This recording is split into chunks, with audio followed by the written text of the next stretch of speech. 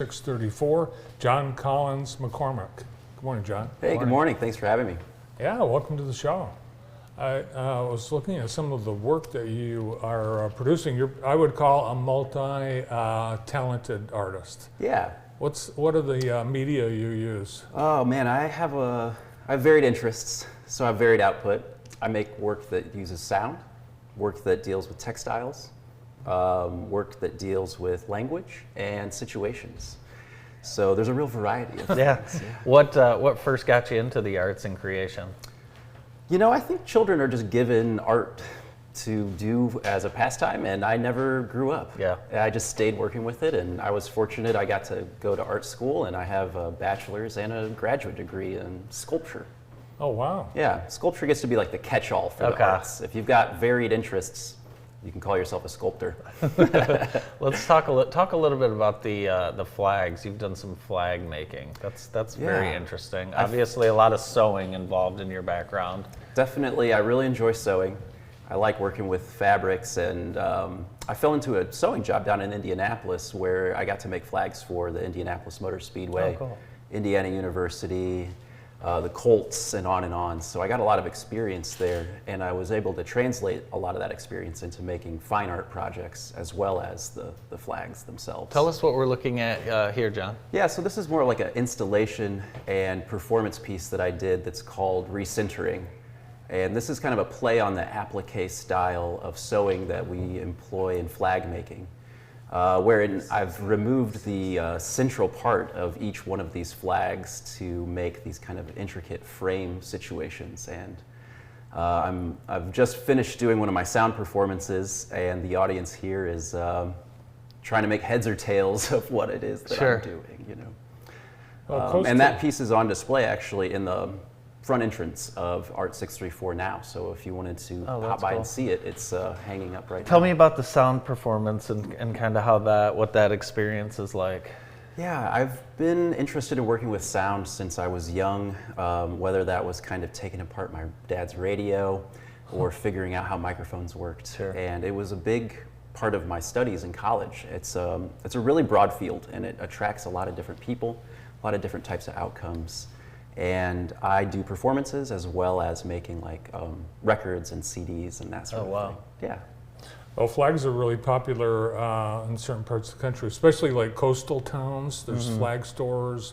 Oh, yeah, right. Yeah, they're like, everyone has to have a flag. I think you should develop a Jackson flag, and we can get those in our local retailers. Don't you think? That's a great idea. I'm very open. I really enjoy sewing. I've got all the means to make custom flags if anybody wanted one. And we could do sports teams, businesses, family crests, you know, you name it. We could make it. Do you have flags that people can buy off the shelf?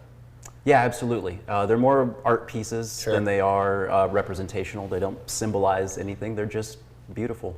So you're at Art 634 here in town. When can people meet you and purchase some art? Yeah, I'm there most days, but I'm kind of like a comet. You got to catch it when you can. And my sewing shop is behind a very small used bookstore. Okay. So when you make it to the top of the stairs at 634, you'll see what looks like maybe an old kind of New York City magazine shop behind one of the doors. And that's your store as well? That's my store, and it's your local friendly syndicalist used bookstore. So everything is $5 or less. There's lots of dollar books, and if you are hard up, I'll probably just give you a book. And you have everything in a used bookstore. There's not any limit on the various genres or categories that you carry. Exactly. I try to get something for everybody, but I do personally pick out all of the books. Literature is another passion of mine. So I know a little bit about everything that's in there, but I've also got stuff that you know, it's a little something for everybody. Yeah. Are there any opportunities to learn from you? Are you doing any teaching? Yeah. So last year we did a free class at 634 called Advanced Basics that focused on sound and listening. Advanced Basics. Advanced Basics. We facilitate everybody, and we're going to be starting Advanced Basics 201 in the coming weeks, as well as something of a scratch orchestra that's inspired by the work of Cornelius Cardew, where you need no previous musical experience to participate. And it's all based on graphic scores. So you don't even need to know how to read music. We'll be looking basically at abstract artwork and interpreting it into sounds. Well, see, there is a reason I should take fife lessons. Well, I guess. I don't know. So what's going on at Art 634? There's other things to see and do. Oh over yeah, there. there's always an exhibition up in the main 2 galleries that focuses on local and statewide and regional artists. Right now there's a show about recycling, which uses like a percentage of found or repurposed materials. There's other artists that have studios there with work for sale that also teach. There's all ages kind of arts lessons happening, as well as a lot of dance and movement classes. Cool. So check out Art 634 on Facebook, and you'll be abreast to all of the goings-ons. How do people get a hold of you individually? Yeah, I've got a website. I'm pretty easy to find, johncollinsmccormick.com. or John Collins McCormick on Instagram and Facebook, and you'll see what I'm up to. Cool. All right, and I'm sure on your social media you'll put your upcoming performances. And Oh yeah. Awesome. Yeah.